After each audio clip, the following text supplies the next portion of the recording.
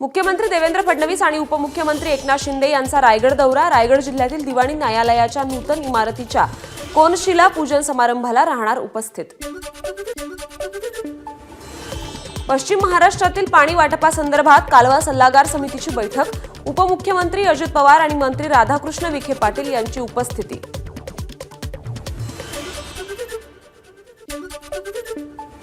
पुण्यात पाणी कपात होणार नाही, फलटण तालुक्याचंही पाणी कमी होणार नाही, तसंच माळशिरस तालुक्याला 12 महिने पाणी देण्याचा पुण्यातील बैठकीत निर्णय। मंत्री राधाकृष्ण विखे पाटील यांची माहिती।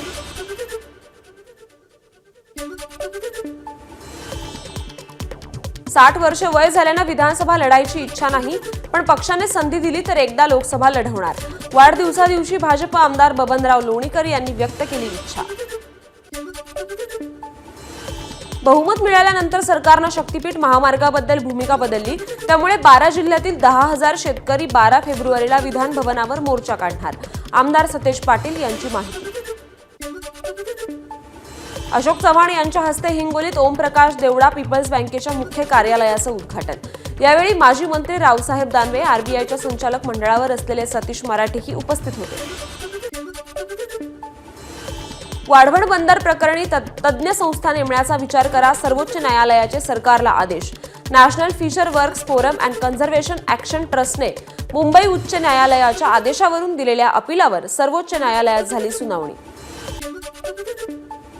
अहिल्यानगर जिल्ह्यातील कोपरगाव शहराला नेहमीच पाणी टंचाईचा सामना करावा लागतो, त्यातच शनिवारी अण्णाभाऊ साठे चौकातील जलवाहिनी फुटून लाखो लिटर पाणी वाया गेलं। दुकानांमध्ये मोठ्या प्रमाणात पाणी गेल्यानं व्यावसायिकांचं नुकसान।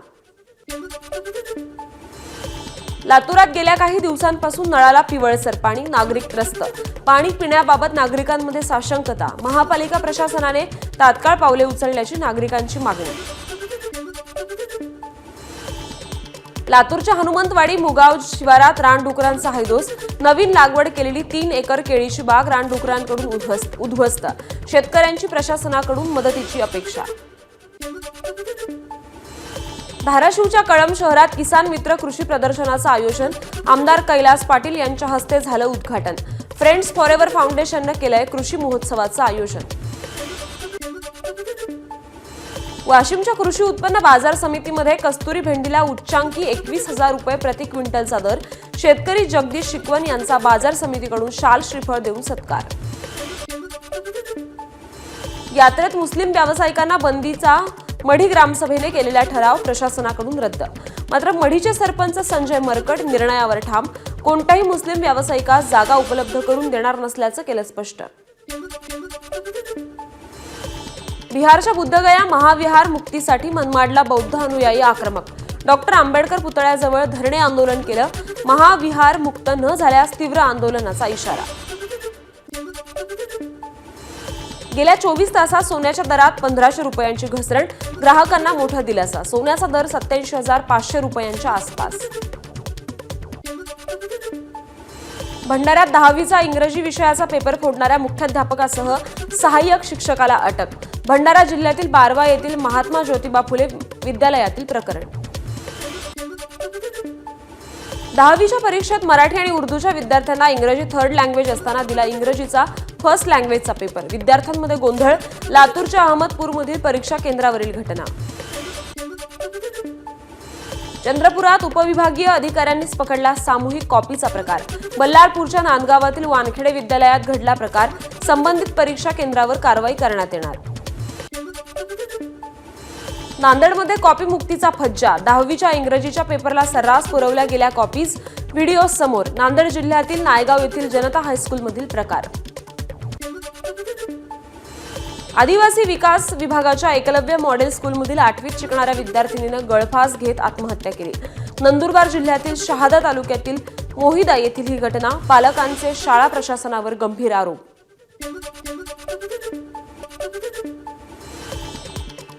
सराईत गुन्हेगारांची नांदेडच्या ग्रामीण पोलिसांनी धिंड काढली। या आरोपींवर 10 ते 15 गुन्हे दाखल। गुप्तधनासाठी खवल्या मांजराचा वापर केला जात असल्याची बाब वर्ध्यात समोर आली। गुप्तधन आणि अंधश्रद्धेपोटी खवल्या मांजराची तस्करी करणारी टोळी वन विभागाच्या कारवाईत गजाआड। जळगावच्या वरणगाव बस स्थानक परिसरात टायरच्या दुकानाला भीषण आग लागली, लाखोंचं नुकसान झाल्याचा अंदाज. घटनेत कोणतीही जीवितहानी नाही. रत्नागिरीच्या कामथे शासकीय रुग्णालयाच्या आवारात रुग्णवाहिकेला आग, रुग्णवाहिका जळून खाक. अकोला जिल्ह्यातील पातूर तालुक्यात गॅस सिलेंडरचा स्फोट होऊन 2 घरांचं नुकसान. राहेर येथील दुर्घटना. कुठलीही जीवितहानी नाही. स्फोट नेमका कशामुळे झाला हे कळू शकलेलं नाही.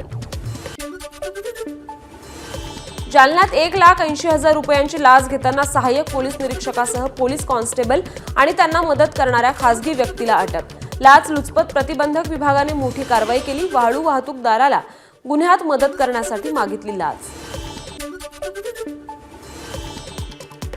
मुंबई गोवा राष्ट्रीय महामार्गावर कणकवलीतील ओसरगाव येथे जळालेल्या महिलेची ओळख पटली.